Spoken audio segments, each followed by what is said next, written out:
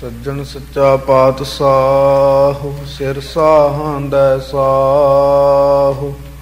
ਜਿਸ ਪਾਸ ਬੈਠਿਆ ਸੋਹੀਐ ਸਭਨਾ ਦਾ ਵਿਸਾਹੁ। ਵਾਹਿਗੁਰੂ ਸਾਹਿਬ ਜੀ।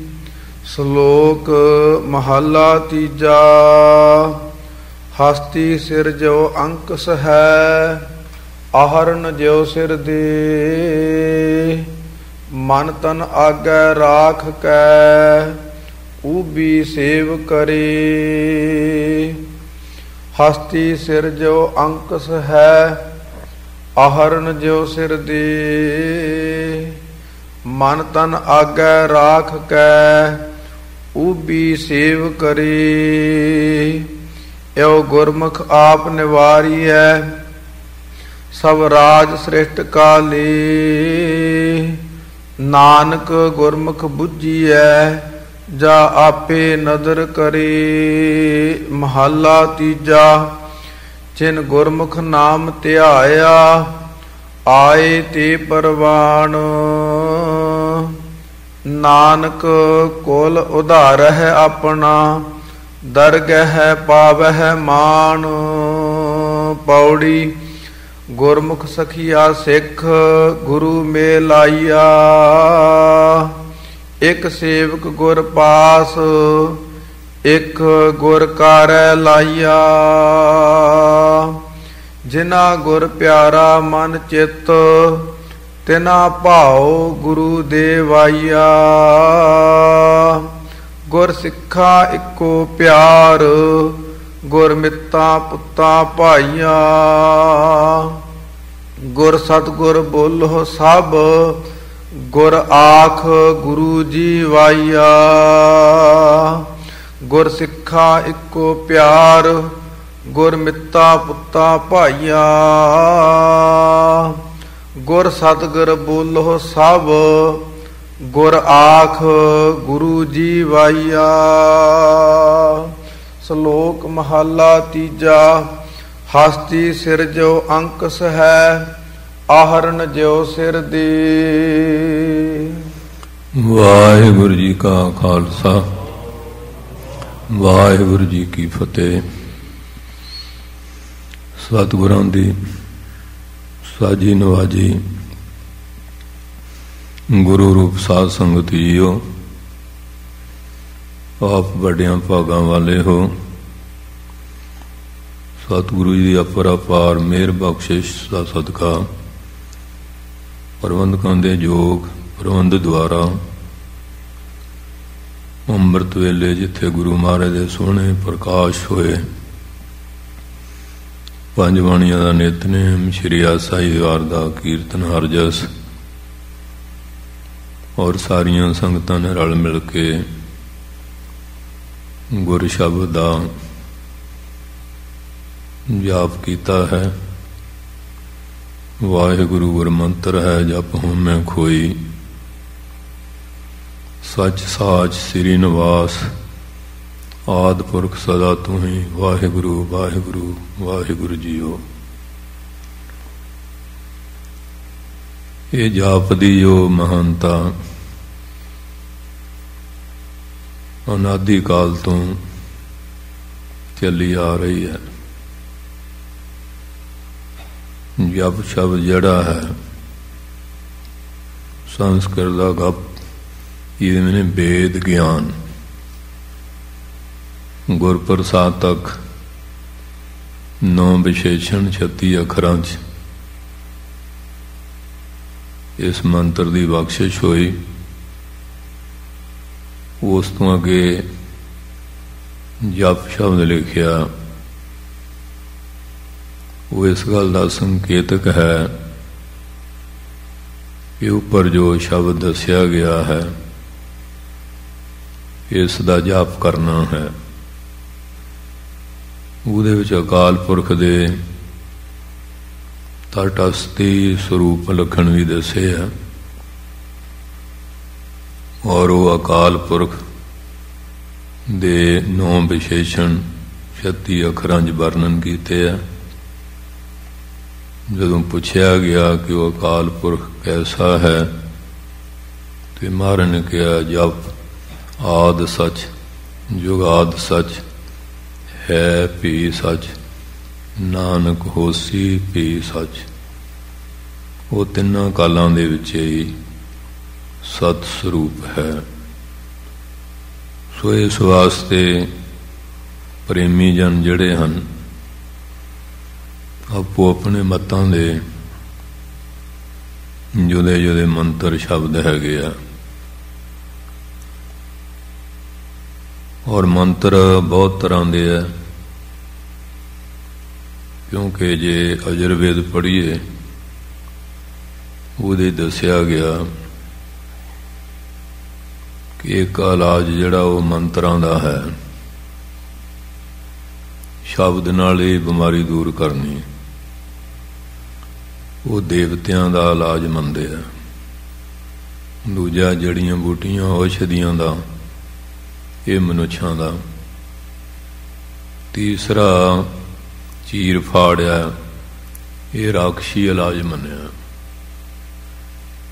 ਬਹੁਤ ਵੱਡੇ ਦੁੱਖ ਤੋਂ ਬਾਅਦ ਫਿਰ ਸੁੱਖ, ਕਈ ਵਾਰੀ ਜਾਨ ਵੀ ਚਲੇ ਜਾਂਦੀ ਹੈ। ਆਪਰੇਸ਼ਨ ਵਗੈਰਾ ਜਿਹੜੇ ਅੱਜ ਕੱਲ੍ਹ ਹੈ,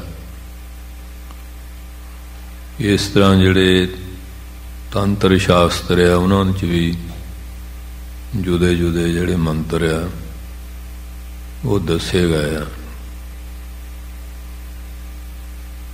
ਔਰ ਮੰਤਰ ਦੇ ਵਿੱਚ ਜਿਵੇਂ ਆ ਕਈ ਤਵੀਤ ਲਿਖ ਕੇ ਦਿੰਦੇ ਆ, ਉਹਦੇ ਪਿੱਛੇ ਵੀ ਇੱਕ ਮੰਤਰ ਹੁੰਦਾ। ਉਹ ਮੰਤਰ ਪੜ੍ਹ ਕੇ ਫਿਰ ਉਹ ਖਾਨਿਆਂ 'ਚ ਅੱਖਰ ਭਰਦੇ ਆ, ਉਹ ਜੰਤਰ ਬਣ ਜਾਂਦਾ ਹੈ। ਆ ਟੂਣੇ ਟਾਮਣ ਕਰਦੇ ਆ, ਉਹ ਤੰਤਰ ਬਣ ਜਾਂਦੇ ਆ। ਇੱਕ ਫਿਰ ਬਜੰਤਰ ਵੀ ਹੈਗਾ, ਜਿਹੜਾ ਮੰਤਰ ਜੰਤਰ ਤੰਤਰ ਨੂੰ ਸੂਤ ਨਾ ਆਵੇ, ਉਹ ਫਿਰ ਡੰਡਾ ਪੀ ਰਿਹਾ ਵਿਗੜਿਆਂ ਤਿਗੜਿਆਂ ਦਾ। ਇਸ ਵਾਸਤੇ ਇਹ ਜੁਦਾ ਜੁਦਾ ਹਿਸਾਬ ਕਿਤਾਬ ਹੈ। ਉਹ ਦੇਵੀ ਦੇਵਤਿਆਂ ਦੇ ਜਿਹੜੇ ਮੰਤਰ ਆ, ਔਰ ਸਿੱਧਾਂ ਨਾਥਾਂ ਪੀਰਾਂ ਫਕੀਰਾਂ ਦੇ, ਬਿਮਾਰੀਆਂ ਦੇ ਬਹੁਤ ਤਰ੍ਹਾਂ ਦੇ ਹੈਗੇ ਆ। ਵਸ਼ੀ ਕਰਨਿਆ, ਮੋਹਨਿਆ, ਉਹ ਨਮਾਦਨਿਆ, ਉਹ ਚਾਟਨਿਆ, ਇਹ ਜੁਦੇ ਜੁਦੇ ਆ। ਕਿਸੇ ਨੂੰ ਮੋਹ ਲੈਣਾ, ਬੱਸ ਵਿੱਚ ਕਰ ਲੈਣਾ, ਉਹ ਚਾਟ ਕਰ ਦੇਣਾ, ਘਰੋਂ ਨਿਕਲ ਜਾਂਦੇ ਆ। ਉਨਮਾਦਨ, ਪਾਗਲ ਕਰ ਦੇਣਾ, ਇਸ ਤਰ੍ਹਾਂ ਦੇ ਮੰਤਰ ਵੀ ਹੈਗੇ ਆ। ਔਰ ਇਹੋ ਜਿਹਾ ਵੀ ਇਤਿਹਾਸ ਵਿੱਚ ਪ੍ਰਸੰਗ ਆਏ ਆ। ਕੋਈ ਸਿੰਘ ਆਇਆ ਸੀ ਕਿ ਮਹਾਰਾਜ ਸਾਡੇ ਬੀਬੀ ਆ, ਉਹ ਕਿਸੇ ਮੌਲਵੀ ਨੇ ਕੋਈ ਐਸਾ ਕੀਤਾ, ਉਹ ਘਰ ਨਹੀਂ ਟਿਕਦੀ ਤੇ ਗੁਰੂ ਘਰ ਵੱਲ ਆਉਂਦੀ ਨਹੀਂ, ਕਿਰਪਾ ਕਰੋ। ਤੇ ਮਹਾਰਾਜ ਸੱਚੇ ਪਾਤਸ਼ਾਹ ਜੀ ਨੇ ਹੁਕਮ ਕੀਤਾ ਸੀ ਕਿ 5 ਸ੍ਰੀ ਜਪਜੀ ਸਾਹਿਬ ਦੀਆਂ ਪੌੜੀਆਂ ਜਲ ਤੇ ਪੜ੍ਹ ਕੇ ਇਹਨੂੰ ਪੜਾਓ। ਜਿਲੇ ਪੜਾਇਆ ਤੇ ਉਹਦੇ ਚੜਾਓ, ਮੰਤਰ ਦਾ ਅਸਰ ਸੀ ਦੂਰ ਹੋਇਆ। ਫਿਰ ਸੰਗਤ ਵਿੱਚ ਆਈ, ਹੁਣ ਭੁੱਲ ਮੰਨੀ। ਇਸੇ ਕਰਕੇ ਮਹਾਰਾਜ ਨੇ ਕਿਹਾ ਤੁਰਕ ਮੰਤਰ ਕੰਨ ਨੇ ਸੁਣੇ, ਇਹਨਾਂ ਦੇ ਮੰਤਰ ਕੰਨਾਂ ਨਾਲ ਨਹੀਂ ਸੁਣਨੇ, ਜੋ ਆਪਣੇ ਦੇ ਇੱਕ ਪਾਸੇ। ਸੋ ਇਸ ਵਾਸਤੇ ਫਿਰ ਇੱਕ ਐਸਾ ਵੀ ਪ੍ਰਸੰਗ ਸੌ ਸਾਖੀ 'ਚ ਵੀ ਆਇਆ, ਉੱਥੋਂ ਹੀ ਭਾਈ ਸੰਤੋਖ ਸਿੰਘ ਨੇ ਉਹ ਸੂਰਜ ਪ੍ਰਕਾਸ਼ ਵੀ ਲਿਖਿਆ ਕਿ ਕਿਸੇ ਨੂੰ ਛਾਇਆ ਛੁਇਆ ਦੀ ਕਸਰ ਸੀ ਤੇ ਮਹਾਰਾਜ ਨੂੰ ਬੇਨਤੀ ਕੀਤੀ ਤੇ ਮਹਾਰਾਜ ਨੇ ਕਿਹਾ ਸ੍ਰੀ ਜਪਜੀ ਸਾਹਿਬ ਦੇ ਬਰਾਬਰ ਕੋਈ ਮੰਤਰ ਨਹੀਂ, ਇਹਨੂੰ ਪੜ੍ਹ ਕੇ ਜਲ ਪਿਲਾਓ। ਅਥਵਾ ਹੁਕਮ ਕਿਹਾ ਵੀ ਜਿੱਥੇ ਜਪਜੀ ਸਾਹਿਬ ਦਾ ਜਾਪ ਹੁੰਦਾ ਹੈ ਉੱਥੇ ਕੋਈ ਜੰਤਰ ਮੰਤਰ ਤੰਤਰ ਨਹੀਂ ਚੱਲਦਾ, ਕੋਈ ਛਾਇਆ ਛਪਾਇਆ ਦੀ ਕਸਰ ਵਗੈਰਾ ਜਿਹੜੀ ਹੈ ਉਹ ਨਹੀਂ ਰਹਿੰਦੀ। ਇਸ ਵਾਸਤੇ ਇੱਕ ਵਾਰੀ ਸ਼ਿਕਾਰ ਵਾਸਤੇ ਗਏ ਆ, ਇਹ ਵੀ ਸੌ ਸਾਖੀ 'ਚ ਵਚਨ ਆਇਆ ਉੱਥੇ ਬੜਾ ਭੈ ਜਿਹਾ ਵਿਆਪਿਆ। ਸਿੰਘਾਂ ਨੇ ਕਿਹਾ ਮਹਾਰਾਜ ਵੀ ਬੜਾ ਭੈ ਬਣਿਆ ਹੈ। ਤੇ ਮਹਾਰਾਜ ਨੇ ਉੱਥੇ ਪੜ੍ਹਿਆ ਸੀ ਨਾ, ਕਈ ਕੋਟ ਭੂਤ ਪ੍ਰੇਤ ਸੂਕਰ ਮਿਰਗਾਚ, ਕਿਉਂਕਿ ਜਿੱਥੇ 33 ਕਰੋੜ ਦੇਵਤਾ, 9 ਕਰੋੜ ਦੇਵੀ ਹੈ, 49 ਕਰੋੜ ਇਹ ਭੂਤਾਂ ਪ੍ਰੇਤਾਂ ਦੀ ਸ੍ਰਿਸ਼ਟੀ ਵੀ ਹੈਗੀ ਹੈ। ਸੋ ਇਸ ਵਾਸਤੇ ਜਦੋਂ ਐਸਾ ਵਚਨ ਹੋਇਆ ਕਿ ਮਹਾਰਾਜ ਭੈ ਕਹਿੰਦੇ ਵੀ ਤੁਸੀਂ ਅੰਮ੍ਰਿਤ ਵੇਲੇ ਇਸ਼ਨਾਨ ਕਰਕੇ ਜਿਹੜੇ ਸ੍ਰੀ ਜਪਜੀ ਸਾਹਿਬ ਦਾ ਪਾਠ ਨਹੀਂ ਕਰਦੇ, ਉਹਨਾਂ ਨੂੰ ਇਹ ਭੈ ਵਿਆਪਦਾ ਹੈ। ਤੇ ਜਿੱਥੇ ਸ੍ਰੀ ਜਪਜੀ ਸਾਹਿਬ ਦਾ ਪਾਠ ਕੀਤਾ ਜਾਂਦਾ ਹੈ, ਉੱਥੇ ਬਾਦਰੂਹਾਂ ਜਿਹੜੀਆਂ ਉਹ ਆਪਣਾ ਪ੍ਰਭਾਵ ਨਹੀਂ ਪਾਉਂਦੀਆਂ ਹਨ। ਸੋ ਇਸ ਵਾਸਤੇ ਮਹਾਰਾਜ ਨੇ ਸ੍ਰੀ ਜਪਜੀ ਸਾਹਿਬ ਅੰਮ੍ਰਿਤ ਵੇਲੇ ਉੱਠ ਕੇ ਇਸ਼ਨਾਨ ਕਰਕੇ ਨਿਤਨੇਮ ਕਰਨ ਦਾ ਬਹੁਤ ਵੱਡਾ ਮਹਾਤਮ ਦੱਸਿਆ ਹੈ। ਅਤੇ ਐਸਾ ਵੀ ਕਿਹਾ ਹੈ, ਸਿੱਖ ਗੁਰੂ ਕਾ ਹੋਏ ਗਇਓ ਜਪ ਜੀ ਕੰਠ ਨ ਕੀਨ, ਤੰਦਲ ਵਿਨ ਤੁਹ ਕਾਮ ਕੇ ਤੈਸੇ ਸਿੱਖ ਕੋ ਚੀਨ। ਕਹਿੰਦੇ ਤੂੰ ਆਪਣੇ ਆਪ ਨੂੰ ਕਹਿਣਾ ਮੈਂ ਗੁਰੂ ਦਾ ਸਿੱਖ ਬਣ ਗਿਆ, ਅੰਮ੍ਰਿਤ ਵੇਲੇ ਉੱਠ ਕੇ ਸ੍ਰੀ ਜਪਜੀ ਸਾਹਿਬ ਪੜ੍ਹ ਇਸ਼ਨਾਨ ਕਰਕੇ ਜਪਜੀ ਸਾਹਿਬ ਦਾ ਪਾਠ ਨਹੀਂ ਕਰਦਾ ਹੈ, ਤੂੰ ਕਾਹਦਾ ਸਿੱਖ ਹੈ? ਜਿਵੇਂ ਕਹਿੰਦੇ ਚੌਲਾਂ ਵਿੱਚੋਂ ਧਾਨ ਕੱਢ ਲਈਏ, ਤੁਖ ਜਿਹੜੇ ਫੁੱਲ ਗਿਆ ਉਹਨਾਂ ਦਾ ਕੀ ਮੁੱਲ ਆ, ਕੀ ਬਿਲ ਜੂ। ਤੇ ਜਿਹੜਾ ਸਿੱਖ ਜਪਜੀ ਸਾਹਿਬ ਨਹੀਂ ਪੜ੍ਹਦਾ ਉਹਦਾ ਕਾਣੀ ਕੋਡੀ ਮੁੱਲ ਨਹੀਂ। ਇਸ ਵਾਸਤੇ ਇਹ ਜਪਜੀ ਸਾਹਿਬ ਦੀ ਮਹਾਨਤਾ ਬਹੁਤ ਦੱਸੀ ਹੈ। ਇਹ ਜਪ ਕਰਤੇ ਪੁਰਖ ਕਾ ਧੁਰੋਂ ਹੋਆ ਫਰਮਾਨ, ਜਗਤ ਉਦਾਹਰਨ ਕਾਰਨੇ ਸਚ ਨਾਨਕ ਕੀਆ ਬਖਾਨ। ਇਹ ਧੁਰ ਦਰਗਾਹ ਤੋਂ ਕਹਿੰਦੇ ਇਹ ਫਰਮਾਨ ਹੁਕਮ ਹੋਇਆ, ਤੇ ਸੱਚੇ ਸਤਿਗੁਰੂ ਸ੍ਰੀ ਗੁਰੂ ਨਾਨਕ ਸਾਹਿਬ ਜੀ ਮਹਾਰਾਜ ਜੀ ਨੇ ਕਿਰਪਾ ਕਰਕੇ ਇਹ ਬਾਣੀ ਬਖਸ਼ਿਸ਼ ਕੀਤੀ ਹੈ। ਤੇ ਨਾਲ ਨਾਲ ਮੂਲ ਮੰਤਰ ਸਾਹਿਬ ਗੁਰਮੰਤਰ ਦੀ ਦਾਤ ਵੀ ਉਹਨਾਂ ਨੇ ਬਖਸ਼ੀ ਹੈ। ਮਾਤਾ ਅਜੀਤ ਕੌਰ ਜੀ ਨੇ ਸ੍ਰੀ ਅਨੰਦਪੁਰ ਸਾਹਿਬ ਧੰਨ ਧੰਨ ਸਾਹਿਬ ਸ੍ਰੀ ਗੁਰੂ ਗੋਬਿੰਦ ਸਿੰਘ ਸਾਹਿਬ ਜੀ ਮਹਾਰਾਜ ਜੀ ਨੂੰ ਬੇਨਤੀ ਕੀਤੀ ਸੀ ਕਿ ਇਹ ਗਰੀਬ ਨਵਾਜ ਪੁਰਾਣੇ ਜੋਗੀ ਮੰਤਰ ਦਾ ਅਭਿਆਸ ਕਰਕੇ 6 ਚੱਕਰਾਂ ਨੂੰ ਬਿੰਨ ਲੈਣਾ, 10 ਦੁਆਰ ਵਿੱਚ ਜਾਣਾ, ਸਾਰੇ ਫੁਰਨੇ ਖਤਮ ਕਰਕੇ ਧਿਆਨ ਇਸਤਤ ਹੋਣਾ, ਨਿਰਵਿਕਲਪ ਸਮਾਧੀ ਵਿੱਚ ਚਲੇ ਜਾਣਾ। ਕਿਆ ਗੁਰਮਤਿ ਵਿੱਚ ਵੀ ਐਸੀ ਕਿਰਪਾ ਹੁੰਦੀ ਹੈ? ਮਹਾਰਾਜ ਸੱਚੇ ਪਾਤਸ਼ਾਹ ਕਹਿੰਦੇ ਕਿਉਂ ਨਹੀਂ? ਗੁਰੂ ਨਾਨਕ ਸਾਹਿਬ ਸੱਚੇ ਪਾਤਸ਼ਾਹ ਨੇ ਆਪਣੇ ਸਿੱਖਾਂ ਤੋਂ ਕਿਸੇ ਚੀਜ਼ ਨੂੰ ਲੁਕੋ ਕੇ ਓਹਲਾ ਨਹੀਂ ਰੱਖਿਆ, ਸਾਰਾ ਕੁਛ ਹੀ ਪ੍ਰਤੱਖ ਵਰਤਾਰਾ ਵਰਤਾਇਆ ਹੈ। ਕਿਆ ਤੁਹਾਡੀ ਇੱਛਾ ਹੈ? ਕਹਿਣ ਲੱਗੇ ਮਹਾਰਾਜ ਆਪ ਕਿਰਪਾ ਕਰੋ। ਐਸਾ ਨਹੀਂ ਸਮਝਣਾ ਕਿ ਮਾਤਾ ਜੀ ਅਧੂਰੇ ਸੀ, ਸਾਨੂੰ ਸਿੱਖਿਆ ਦੇਣ ਵਾਸਤੇ ਵੱਡੇ ਲੋਕ ਜਿਹੜੇ ਆ ਉਹ ਇਸ ਤਰ੍ਹਾਂ ਪ੍ਰਸ਼ਨ ਉੱਤਰ ਕਰਕੇ ਕਿਰਪਾ ਕਰ ਦਿੰਦੇ ਆ। ਮਾਤਾ ਜੀ ਵੀ ਤੇ ਅਵਤਾਰ ਹੀ ਸੀਗੇ, ਉਹ ਕਿਹੜੇ ਵੀ ਆਮ ਕੋਈ ਸਧਾਰਨ ਇਸਤਰੀ ਸੀ। ਇਹ ਸਾਡੇ ਵਾਸਤੇ ਹੀ ਉਹਨਾਂ ਦੇ ਲੀਲਾ ਇਹ ਚੋਜ ਹੁੰਦੀ ਹੈ। ਜਿਵੇਂ ਸ਼੍ਰੀ ਮਰਦਾਨਾ ਜੀ ਨੇ ਕਿਹਾ ਮਹਾਰਾਜ ਮੈਂ ਕਈ ਵਾਰੀ ਤੁਹਾਡੇ ਮੂਹਰੇ ਕਈ ਤਰ੍ਹਾਂ ਦੇ ਬਚਨ ਕਰ ਦਿੰਦਾ ਹਾਂ, ਮੈਨੂੰ ਮਾਫ ਕਰ ਦਿਓ। ਮਹਾਰਾਜ ਕਹਿੰਦੇ ਮਰਦਾਨਾ ਜੀ ਤੇਰੇ ਬਹਾਨੇ ਬਹੁਤ ਪ੍ਰਸ਼ਨਾਂ ਦੇ ਉੱਤਰ ਜਿਹੜੇ ਆ ਉਹ ਦਿੱਤੇ ਜਾਂਦੇ ਆ। ਇਹ ਤੇਰੇ ਮੇਰੇ ਸੰਵਾਦ ਦੀਆਂ ਸਾਖੀਆਂ ਜਦੋਂ ਸਿੱਖ ਪੜ੍ਹਨਗੇ ਉਹਨਾਂ ਦੇ ਦਿਮਾਗ ਦੇ ਸ਼ੰਕੇ ਵੀ ਦੂਰ ਹੋਇਆ ਕਰਨਗੇ। ਗੱਜ ਕੇ ਬੋਲੋ ਸਤਨਾਮ ਸ੍ਰੀ ਵਾਹਿਗੁਰੂ। ਇਸ ਵਾਸਤੇ ਵੱਡੇ ਪੁਰਸ਼ ਜਿਹੜੇ ਹੁੰਦੇ ਆ, ਜਿਵੇਂ ਹੁਣ ਟੀਚਰ ਬਣ ਗਿਆ, PhD ਵੀ ਕਰ ਲਈ ਹੈ, ਵਿਦਿਆਰਥੀਆਂ ਨੂੰ ਪੜ੍ਹਾਉਂਦਾ, ਬਲੈਕ ਬੋਰਡ ਤੇ ਊੜਾ ਐੜਾ ABC ਲਿਖਦਾ, ਉਹਦਾ ਪ੍ਰਯੋਜਨ ਤਾਂ ਹੈ ਨਹੀਂ, ਪਰ ਉਹ ਬੱਚਿਆਂ ਨੂੰ ਪੜ੍ਹਾਉਣ ਵਾਸਤੇ ਉਹਨੂੰ ਲਿਖਣਾ ਹੀ ਪਊਗਾ। ਇਸ ਤਰ੍ਹਾਂ ਜਿਹੜੇ ਵੱਡੇ ਪੁਰਸ਼ ਹੈਗੇ ਆ ਉਹਨਾਂ ਵਾਸਤੇ ਜ਼ਰੂਰਤ ਨਹੀਂ, ਪਰ ਉਹ ਸਾਨੂੰ ਇੱਧਰ ਜੋੜਨ ਵਾਸਤੇ ਕਿਰਪਾ ਕਰ ਦਿੰਦੇ ਆ। ਸੋ ਇਸ ਵਾਸਤੇ ਫਿਰ ਮਾਤਾ ਜੀ ਨੂੰ ਕਿਹਾ ਕਿ ਕੇਸੀ ਇਸ਼ਨਾਨ ਕਰਕੇ ਭੂਮੀ ਆਸਣ ਕਰਕੇ ਗੋਕੇ ਘਿਓ ਦੀ ਜੋਤ, ਸਮੱਗਰੀ ਦਾ ਧੂਪ, ਕੁੰਭ, ਨਾਰੀਅਲ ਤੇ ਬ੍ਰਹਮਚਾਰੀ ਵਰਤ ਦਾ ਪਾਲਣ ਕਰਦਿਆਂ ਹੋਇਆਂ ਰੋਜ਼ਾਨਾ ਕੜਾਹ ਪ੍ਰਸ਼ਾਦ ਦੀ ਦੇਗ ਸ੍ਰੀ ਜਪਜੀ ਸਾਹਿਬ ਸੰਪੂਰਨ ਆਨੰਦ ਸਾਹਿਬ ਪੜ੍ਹ ਕੇ ਤਿਆਰ ਕਰਕੇ ਭੋਗ ਲਵਾ ਕੇ ਅਰਦਾਸ ਕਰਕੇ 33 ਮਾਲਾ ਮੂਲ ਮੰਤਰ ਦੀਆਂ ਦਾ ਜਾਪ ਕਰਨਾ, ਚੜ੍ਹਦੇ ਜਾਂ ਧਰੂਮ ਵੱਲ ਚਿਹਰਾ ਕਰਕੇ ਭੂਮੀ ਆਸਣ ਰੱਖਣਾ ਔਰ 8 ਪੈਰੀ ਸਰਬਲੋਹ ਦੇ ਬਰਤਨਾਂ ਵਿੱਚ ਆਪ ਤਿਆਰ ਕਰਕੇ ਭੋਜਨ ਛਕਣਾ ਤੇ ਸੁੱਚ ਪਵਿੱਤਰਤਾ ਜਿਹੜੀ ਮਰਜ਼ਾਦਾ ਬਾਹਰ ਅੰਦਰ ਜਾ ਕੇ ਵੀ ਇਸ਼ਨਾਨ ਕਰਕੇ ਇਹ ਇੱਕ ਆਸਣ ਬੈਠ ਕੇ ਇਸ ਤਰ੍ਹਾਂ ਜਾਪ ਕਰਨਾ।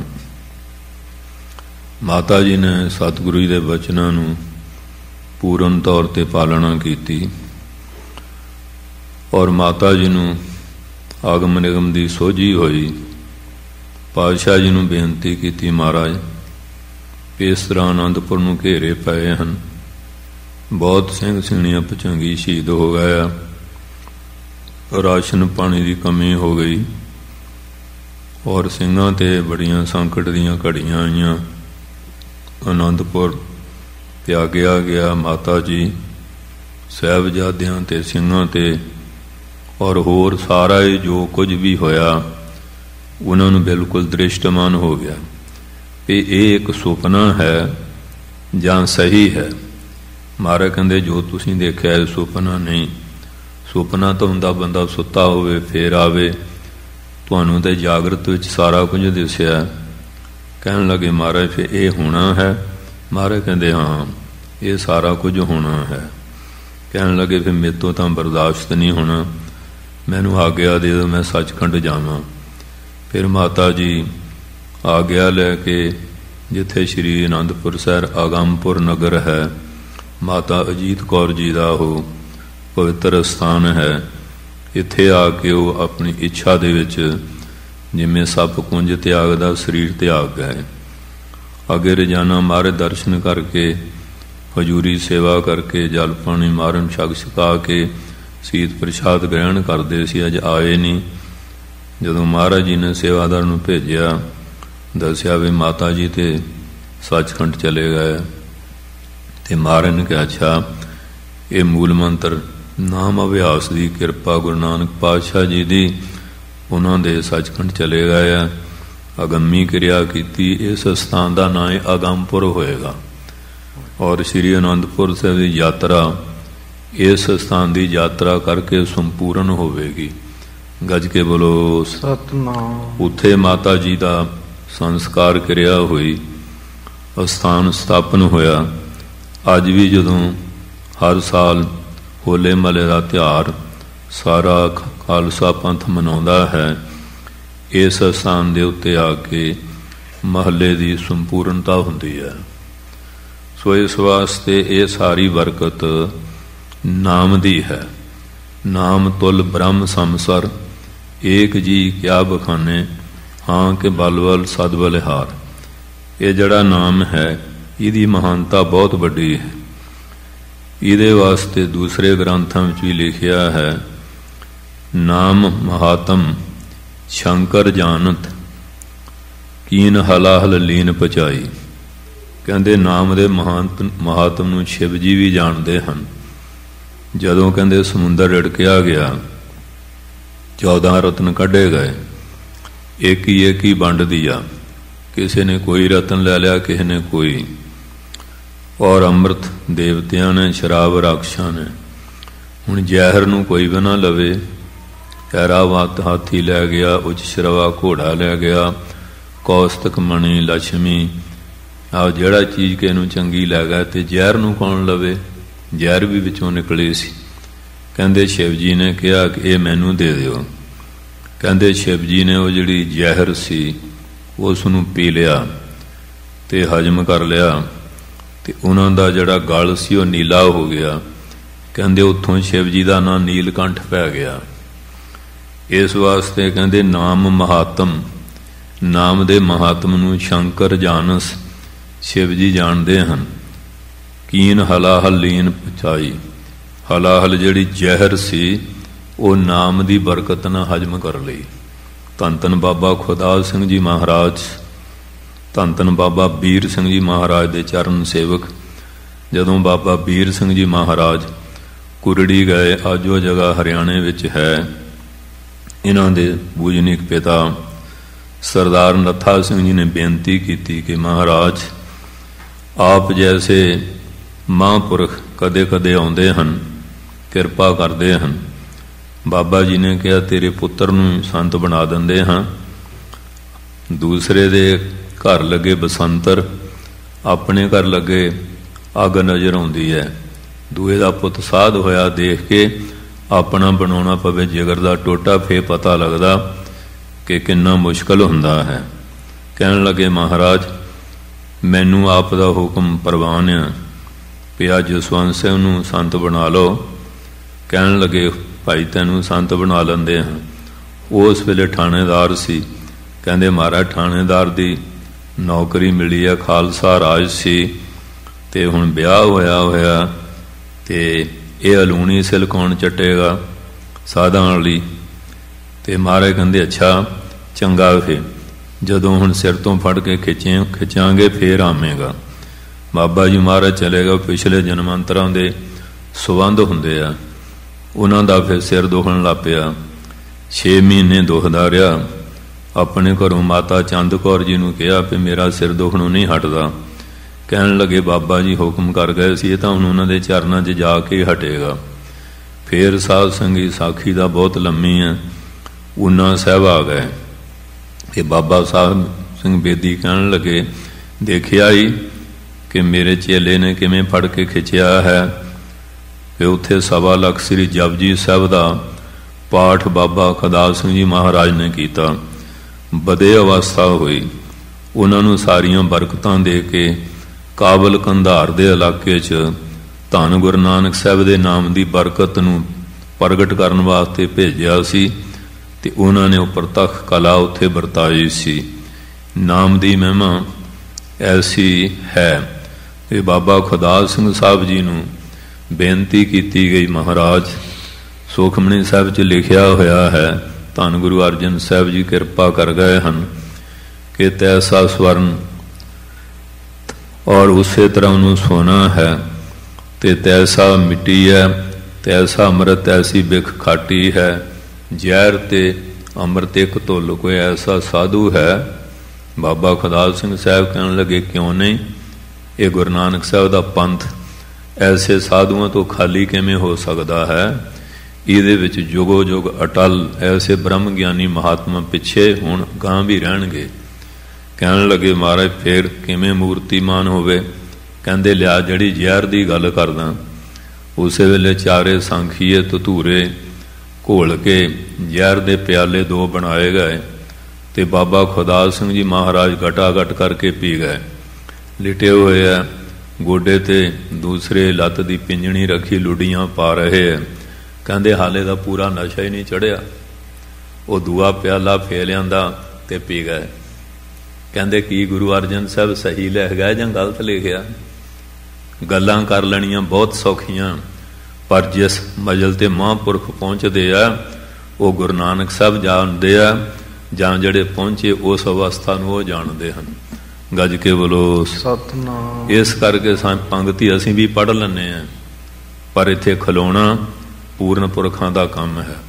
ਸੰਤ ਗਿਆਨੀ ਗੁਰਬਚਨ ਸਿੰਘ ਭਿੰਡਰਾਂ ਵਾਲੇ ਮਹਾਂਪੁਰਖ ਤੇ ਜਥਾ ਜਾ ਰਹੇ ਸੀ। ਭਿੰਡਰਾਂ ਦੀ ਗੱਲ ਆ, ਇੱਕ ਮਸਤਾਨਾ ਸਿੰਘ ਸੀ, ਹੈ ਤਾਂ ਥੋੜ੍ਹੀ ਜਿਹੀ ਹਾਸੇ ਵਾਲੀ ਗੱਲ, ਤੇ ਉਸ ਨੇ ਪਰਲਾ ਛੱਡਿਆ ਹੋਇਆ ਸੀ ਤੇ ਸੁੱਤਾ ਪਿਆ ਸੀ। ਆਮ ਜਿਹੜੇ ਫਰਲੇ ਵਾਲੇ ਸਿੰਘ ਹੁੰਦੇ ਸੀ ਨਾ, ਉਹ ਲੰਮੇ ਨਸ ਪੈਂਦੇ, ਇਹਨੂੰ ਆਪਣਾ ਨਿਸ਼ਾਨ ਸਾਹਿਬ ਸਮਝਦੇ, ਢੋ ਲਾ ਕੇ ਰਾਤ ਕੱਟਦੇ ਹੁੰਦੇ ਸੀ, ਇਹ ਨਿਸ਼ਾਨ ਨੀਵਾਂ ਨਾ ਹੋ ਜਾਏ। ਉਹ ਮਸਤਾਨਾ ਸੀ, ਸੁੱਤਾ ਸੀ। ਸੰਤ ਮਹਾਂਪੁਰਸ਼ ਕਹਿਣ ਲੱਗੇ ਸਿੰਘਾ ਅੰਮ੍ਰਿਤ ਵੇਲਾ ਹੋ ਗਿਆ ਨਾਮ ਜਪਣ ਦਾ, ਤੂੰ ਸੁੱਤਾ ਪਿਆ ਹੈ। ਉਹ ਕਹਿੰਦਾ ਸੰਤ ਜੀ ਤੁਹਾਡੇ ਵਰਗੇ ਕੱਚੇ ਪਹਿਲੇ ਨਾਮ ਜਪਣ, ਸਾਡਾ ਤਾਂ ਫਰਲਾ ਹੀ ਨਾਮ ਜਪ ਰਿਹਾ ਹੈ। ਸੋ ਇਸ ਵਾਸਤੇ ਅੱਜ ਕੱਲ੍ਹ ਸਾਡੀ ਐਸੀ ਹਾਲਤ ਹੈ। ਸੋ ਇਹ ਨਹੀਂ ਕਿ ਮਾਰੇ ਮੈਂ ਭੁੱਲ ਗਿਆ, ਮੈਨੂੰ ਮਾਫ ਕਰ ਦਿਓ। ਤੇ ਸੋ ਇਸ ਕਰਕੇ ਸਾਧ ਸੰਗਤ ਜੀ ਐਸੀ ਕਿਰਿਆ, ਪਰ ਜਿਹੜੇ ਗੁਰਮੁਖ ਪਿਆਰੇ ਆ ਉਹ ਤਾਂ ਸਾਧ ਸੰਗਤ ਜੀ ਅੰਮ੍ਰਿਤ ਵੇਲੇ ਉੱਠਦੇ ਹੈ। ਗੁਰ ਸਤਿਗੁਰ ਕਾ ਜੋ ਸਿੱਖ ਖਾਏ, ਸੋ ਭਲਕੇ ਉਠਰ ਨਾਮ ਧਿਆਵੈ।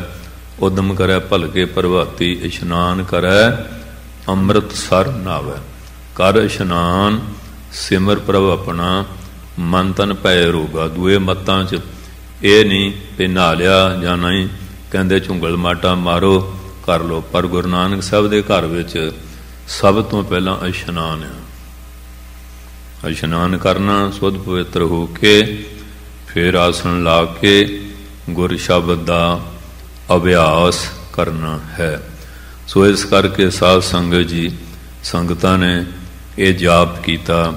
ਜੇ ਇਹਦੀ ਵਿਆਖਿਆ ਜ਼ਿਆਦਾ ਸ਼ੁਰੂ ਕਰ ਲਈ, ਜਾਪ ਕੀ ਹੈ, ਜਪ ਕੀ ਹੈ, ਭਜਨ ਕੀ ਹੈ, ਸਿਮਰਨ ਕੀ ਹੈ, ਇਹ ਜੁਦੀਆਂ ਜੁਦੀਆਂ ਅਵਸਥਾ ਭੇਦ ਦੇ ਬਚਨ ਹੈਗੇ ਆ। ਸੋ ਇਸ ਵਾਸਤੇ ਗੁਰੂ ਮਹਾਰਾਜ ਸੱਚੇ ਪਾਤਸ਼ਾਹ ਨੇ ਕਿਰਪਾ ਕੀਤੀ ਹੈ। ਸੰਗਤਾਂ ਹਰ ਬੁੱਧਵਾਰ ਹੋਰ ਵੀ ਗੁਰੂ ਘਰਾਂ 'ਚ ਬਹੁਤ ਸੋਹਣਾ ਇਹ ਵਰਤਾਰਾ ਚੱਲ ਰਿਹਾ। ਅੰਮ੍ਰਿਤ ਵੇਲੇ ਵੀ ਕਈ ਜਗ੍ਹਾ 40-40 ਦਿਨ ਵੀ ਸੰਗਤ ਰਲ ਮਿਲ ਕੇ ਗੁਰ ਸ਼ਬਦ ਦਾ ਅਭਿਆਸ ਕਰਦੀ ਹੈ। ਕਈ ਰਹਿਣ ਸਵਾਈਆਂ ਦੇ ਵਿੱਚ ਵੀ ਬੜੇ ਜ਼ੋਰ ਸ਼ੋਰ ਨਾਲ ਸੰਗਤ ਦੇ ਵਿੱਚ ਸਾਜ਼ ਵਜਾ ਕੇ ਗੁਰ ਸ਼ਬਦ ਦਾ ਅਭਿਆਸ ਕਰਦੇ ਹੈ। ਕਈ ਗੁਰੂ ਪਿਆਰੇ ਇਕੱਲੇ ਇਕਾਂਤ ਵਿੱਚ ਬਹਿ ਕੇ ਵੀ ਕਰਦੇ ਹੈ। ਜਿਸ ਤਰ੍ਹਾਂ ਵੀ ਕੀਤਾ ਜਾਏ ਉਹ ਲਾਭਦਾਈ ਹੈ। ਸੰਗਤ ਵਿੱਚ ਤੇ ਫਿਰ ਬਹੁਤ ਵੱਡਾ ਹੀ ਫਲ ਹੈ। ਸੋ ਇਸ ਤਰ੍ਹਾਂ ਕਹਿੰਦੇ ਨਾ, ਇੱਕ ਤੋਤਾ ਹੁੰਦਾ ਸੀ, ਤੋਤਿਆਂ ਨੂੰ ਜਿਹੋ ਜਿਹਾ ਸਿਖਾ ਲਓ ਉਹ ਸਿੱਖ ਜਾਂਦੇ।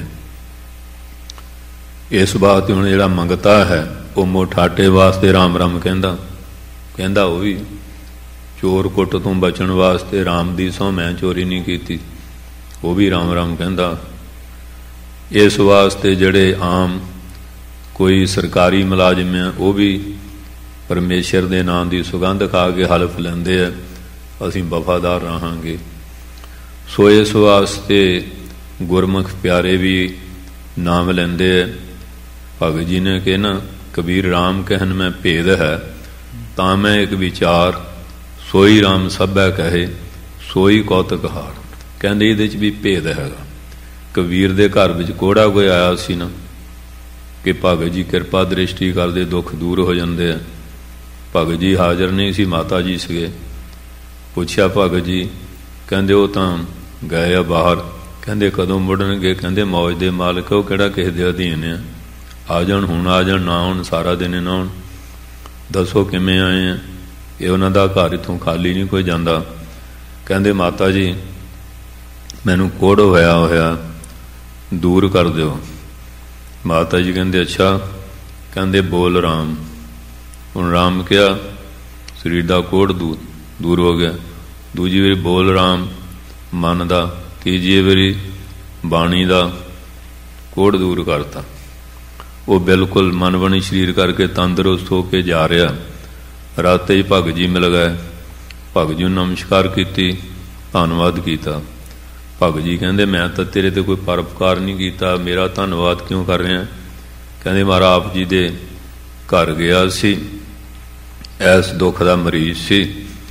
ਆਪ ਜੀ ਦੇ ਦਰਸ਼ਨ ਉਦੋਂ ਨਾ ਹੋ ਸਕੇ, ਮਾਤਾ ਜੀ ਸੀ। ਮਾਤਾ ਜੀ ਨੇ ਮੇਰੇ ਆਉਣ ਦਾ ਕਾਰਨ ਪੁੱਛਿਆ, ਮੈਂ ਆਪਣਾ ਦੁੱਖ ਬਾਰੇ ਦੱਸਿਆ। ਉਹਨਾਂ ਨੇ 3 ਵਾਰੀ ਕਹਾ ਕੇ ਤੇ ਮੇਰਾ ਕੋੜ ਦੂਰ ਕਰਤਾ।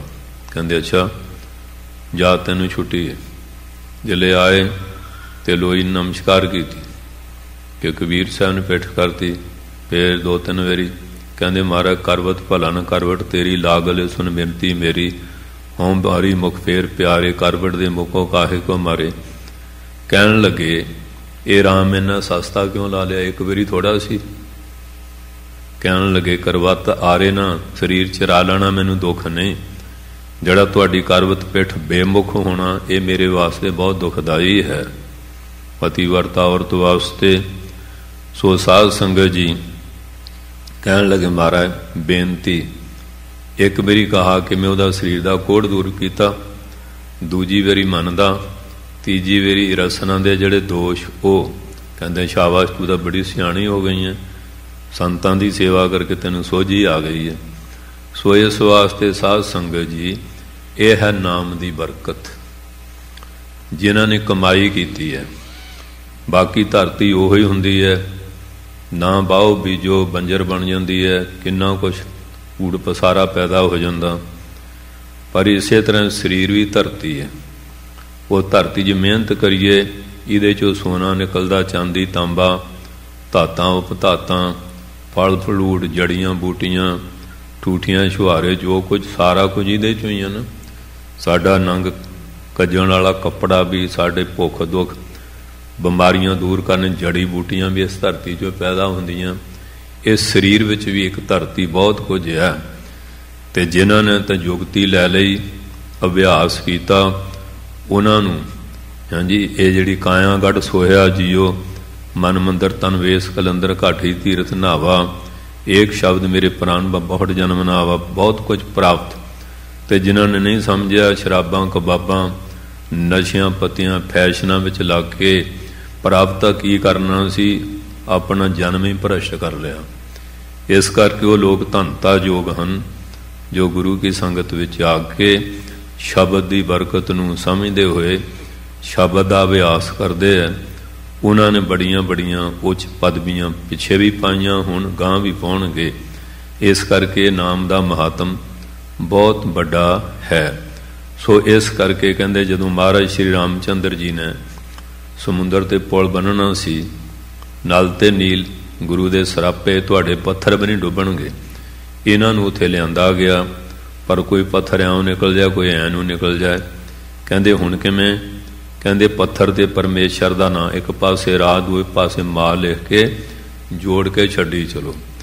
ਕਹਿੰਦੇ ਫਿਰ ਜਿਲਿਓਂ ਛੱਡਿਆ, ਸਰਬਰ ਪਰ ਗਿਰਬਰ ਤਰੇ ਜਿਉਂ ਤਰਬਰ ਕੇ ਪਾਤ। ਕਹਿੰਦੇ ਉਹ ਪੱਥਰ ਸਮੁੰਦਰ 'ਤੇ ਇਉਂ ਤਰ ਗਿਆ ਜਿਵੇਂ ਦਰਖਤ ਦੇ ਪੱਤੇ ਤਰਦੇ। ਇਹ ਕਾਹਦਾ ਮਹਾਤਮ? ਨਾਮ ਦਾ ਮਹਾਤਮ। ਇਸ ਕਰਕੇ ਸੰਗੀਓ, ਤੁਸੀਂ ਸਵੇਰੇ ਬੈਠ ਕੇ ਗੁਰ ਸ਼ਬਦ ਦਾ ਅਭਿਆਸ ਕੀਤਾ ਹੈ, ਧਨਤਾ ਯੋਗ ਹੋ। ਪ੍ਰਬੰਧਕਾਂ ਦਾ ਉਦਮ ਵੀ ਸਚਿਆਰਾ, ਇਹ ਕਰਮ ਸ਼ਲਾਘਾਯੋਗ ਹੈ। ਸਮੇਂ ਦੇ ਅਨੁਸਾਰ ਚੱਲੀਏ। ਆਓ ਪਾਤਸ਼ਾਹ ਜੀ ਕਿਰਪਾ ਕਰਦੇ ਹਨ। ਸ਼ਲੋਕ ਮਹੱਲਾ ਤੀਜਾ। ਤੀਜੇ ਸਤਿਗੁਰੂ ਜੀ ਮਿਹਰ ਕਰਦੇ ਹਨ। ਹਸਤੀ ਸਿਰ ਜੋ ਅੰਕਸ ਹੈ। ਹਸਤੀ ਜਿਵੇਂ ਮਤਵਾਲਾ ਹੁੰਦਾ, ਉਹਦੇ ਸਿਰ ਤੇ ਲੋਹੇ ਦਾ ਕੁੰਡਾ ਹੁੰਦਾ ਹੈ। ਆਹਰਨ ਜਿਉ ਸਿਰ ਦੀ। ਜਿਵੇਂ ਅਹਰਨ ਥੋੜੇ ਥੱਲੇ ਆਪਣਾ ਸਿਰ ਦੇ ਅੰਦਰ ਥੋੜੇ ਪੈਂਦੇ, ਹਿੱਲਦੀ ਨਹੀਂ। ਜਿਨ੍ਹਾਂ ਗੁਰਸਿੱਖਾਂ ਨੇ ਆਪਣੇ ਮਨ ਨੂੰ ਅਹਰਨ ਵਾਂਗੂ ਅਚਲ ਬਣਾ ਲਿਆ, ਉਹ ਗੁਰੂ ਦੇ ਮਹਾਂਬਾਕਾਂ ਦੀਆਂ ਚੋਟਾਂ ਪੈਂਦੀਆਂ ਤੇ ਸਾਧ ਸੰਗ ਜੋ ਹਿਲਦੇ ਜੁਲਦੇ ਨਹੀਂ। ਭਾਈ ਮਨੀ ਸਿੰਘ ਬੰਦਾ ਬਹਾਦਰ ਵਾਂਗੂ ਸ਼ਹੀਦੀਆਂ ਦੇ ਦਿੰਦੇ ਹਨ। ਧਰਮ ਵਿੱਚ ਕਾਇਮ ਰਹਿ ਕੇ ਨਾਮ ਜਪਦੇ ਹੋਏ ਸੱਚਖੰਡ ਵਾਸੀ ਬਣ ਜਾਂਦੇ ਹਨ।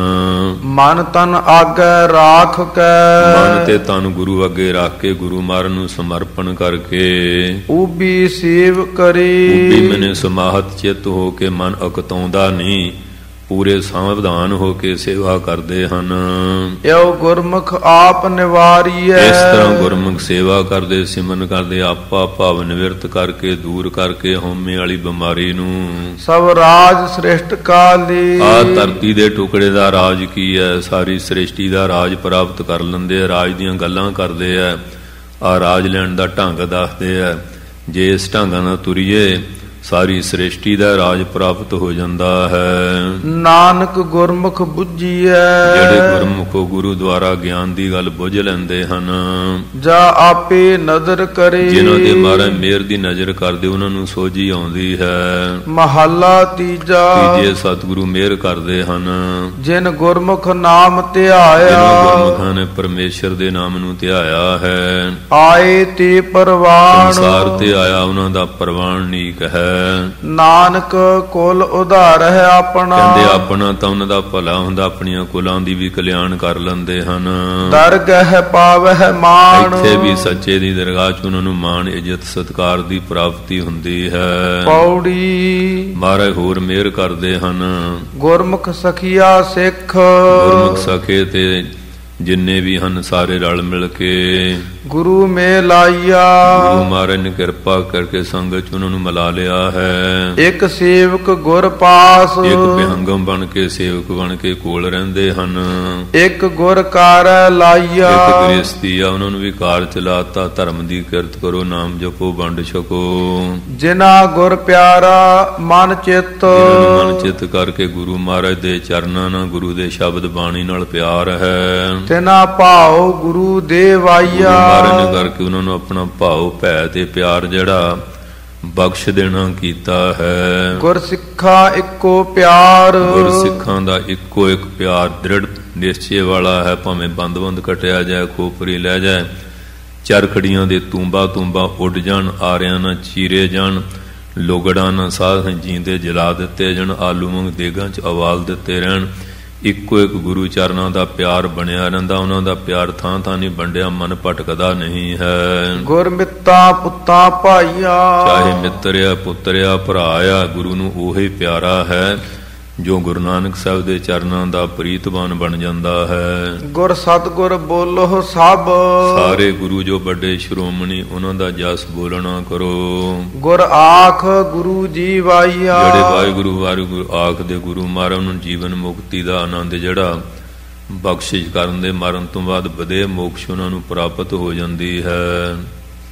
ਇਹ ਸਤਸੰਗਿਓ ਗੁਰ ਸ਼ਬਦ ਦੀ ਵਿਚਾਰ ਆਪਨੇ ਸੁਣੀ ਹੈ ਤੇ ਨਾਮ ਦੀ ਮਹਿਮਾ ਦੇ ਵਿੱਚ ਕੁਝ ਵਚਨ ਵਿਲਾਸ ਜਿਹੜੇ ਕੀਤੇ ਹੈ। ਮਹੇਸ਼ਾ ਜੋਗੀ ਗੜ੍ਹ ਸ਼ੰਕਰ ਹੋਇਆ। ਸ਼ੰਕਰ ਦਾ ਗੜ੍ਹ ਮਤਲਬ ਇਹ ਜੋਗੀਆਂ ਦਾ ਗੜ੍ਹ ਸੀ ਤੇ ਉਹਨਾਂ ਨੇ ਸ਼ਹਿਰ ਦਾ ਨਾਂ ਗੜ੍ਹ ਸ਼ੰਕਰ ਰੱਖਿਆ ਹੋਇਆ ਵੀ ਸ਼ੰਕਰ ਦਾ ਗੜ੍ਹ ਹੈ।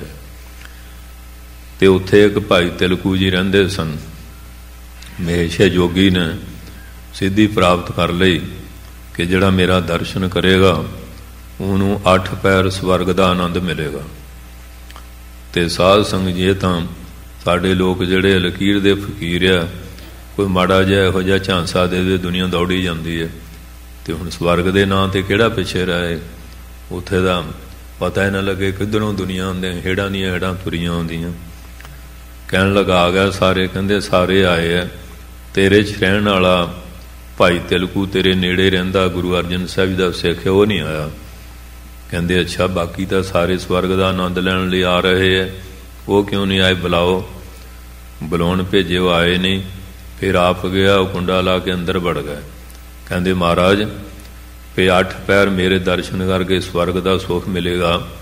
ਇਹ ਸਾਰੀ ਦੁਨੀਆ ਆ ਰਹੀ ਹੈ, ਮੈਂ ਕਹਿੰਦਾ ਸ਼ਹਿਰ 'ਚ ਤੁਸੀਂ ਖਾਲੀ ਨਾ ਰਹਿ ਜਾਓ, ਵੀ ਬਾਹਰ ਆਓ ਅਤੇ ਤੁਸੀਂ 8 ਪੈਰ ਕੀ ਤੁਹਾਨੂੰ 8 ਦਿਨਾਂ ਦਾ ਵੱਧ ਆਨੰਦ ਦਵਾ ਦਿਆਂਗੇ। ਕਹਿਣ ਲੱਗੇ ਬਾਹਰ ਤਾਂ ਆਵਾਂਗਾ, ਤੂੰ ਬਚਨ ਕਰ ਵੀ ਤੇਰਾ ਦਰਸ਼ਨ ਕਰਕੇ ਮੈਨੂੰ ਸਵਰਗ ਦਾ ਆਨੰਦ ਨਾ ਮਿਲੇ।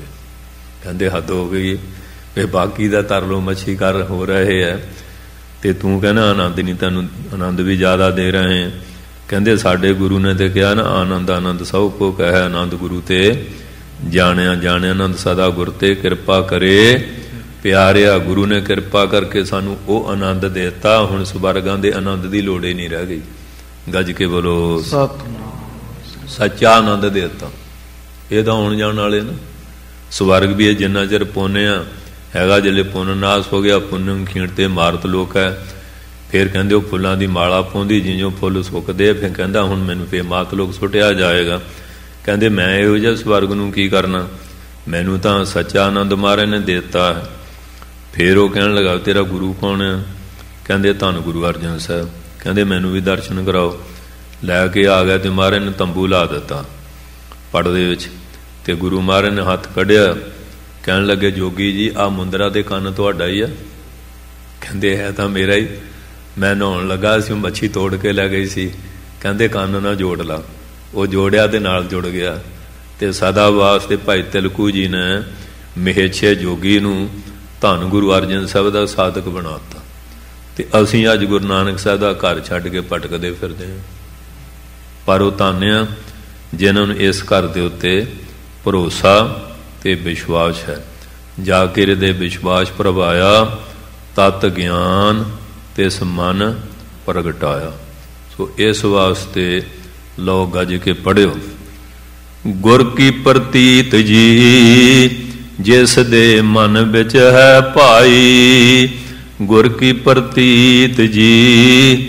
ਜਿਸ ਦੇ ਮਨ ਵਿੱਚ ਹੈ ਭਾਈ, ਗੁਰ ਕੀ ਪ੍ਰਤੀਤ ਜੀ।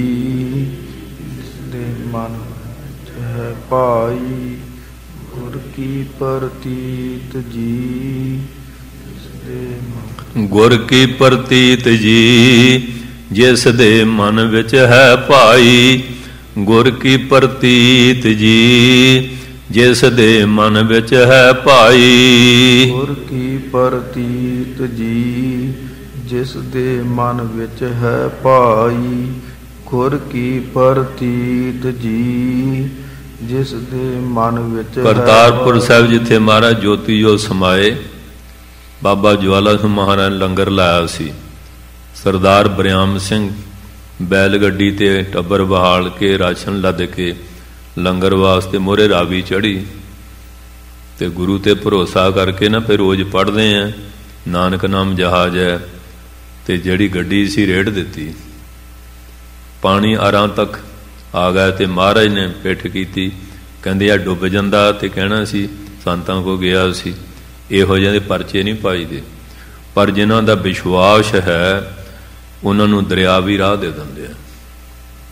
ਰੋਜ਼ ਜਪਜੀ ਸਾਹਿਬ ਪੜ੍ਹਦੇ ਨਾ, ਸੁਣਿਆ ਹਾਥ ਹੋਵੇ ਅਸਗਾਹੋ। ਇਸ ਕਰਕੇ ਸਾਧ ਸੰਗਤ ਭਰੋਸੇ ਦੀਆਂ ਗੱਲਾਂ। ਸੋ ਕੱਲ ਧੰਨ ਧੰਨ ਬਾਬਾ ਆਇਆ ਸਿੰਘ ਜੀ ਮਹਾਰਾਜ ਹੋਤੀ ਮਰਦਾਨ ਵਾਲੇ, ਉਹਨਾਂ ਦੀ ਬਰਸੀ ਦੇ ਜਾਤ ਸੰਬੰਧ ਵਿੱਚ ਪਾਠ ਰੱਖੇ ਜਾਣੇ ਆ। ਧੰਨ ਧੰਨ ਬਾਬਾ ਕਰਮ ਸਿੰਘ ਜੀ ਮਹਾਰਾਜ 1844 ਸਿੱਖ ਰਾਜ ਭਰਤੀ ਹੋਏ ਸੀ, ਔਰ 1849 ਵਿੱਚ ਔਰ ਸਿੱਖਾਂ 'ਚ ਫੁੱਟ ਪੈ ਗਈ, ਜਿਹਦੇ ਕਾਰਨ ਸ਼ਿਕਸਤ ਹੋ ਗਈ, ਹਥਿਆਰ ਸੁੱਟ ਦਿੱਤੇ, ਅੰਗਰੇਜ਼ਾਂ ਦਾ ਹਮਲਾ ਫੈਲਾ ਹੋ ਗਿਆ। ਉਹ ਸਾਰੀਆਂ ਫੌਜਾਂ ਅੰਗਰੇਜ਼ਾਂ ਦੇ ਅਧੀਨ ਹੋ ਗਈਆਂ। 1857 ਦਾ ਗਦਰ ਹੋਇਆ, ਉਸ ਗਦਰ ਨੂੰ ਜਿਹੜੇ ਉਹਨੇ ਦਬਾ ਲਿਆ ਤੇ ਫੌਜੀਆਂ ਨੂੰ ਫੇਕਿਆ ਵੀ ਲੁੱਟ ਲਓ ਤੇ ਫੌਜੀਆਂ ਦੀ ਖੁਸ਼ੀ ਲਈ ਜਾਏ। ਧੰਨ ਧੰਨ ਬਾਬਾ ਕਰਮ ਸਿੰਘ ਜੀ ਮਹਾਰਾਜ ਆਪਣੀ ਗਾਰਦ ਲੈ ਕੇ ਅੱਗਾਂ ਬੁਝਾ ਰਹੇ ਆ, ਗਊਆਂ ਨੂੰ ਬਚਾ ਰਹੇ ਆ, ਧੀਆਂ ਭੈਣਾਂ ਦੀ ਇੱਜ਼ਤ ਬਚਾ ਰਹੇ ਆ। ਤੇ ਅੱਗੇ ਜਿਲੇ ਗਏ ਆ ਤੇ ਇੱਕ ਜਮਨਾ ਕਰ ਸੰਤ ਦੀ ਕੁਟੀਆ ਸੀ, ਉਹਨੂੰ ਪੇਚਿਸ ਦੀ ਬਿਮਾਰੀ ਲੱਗੀ ਹੋਈ ਸੀ।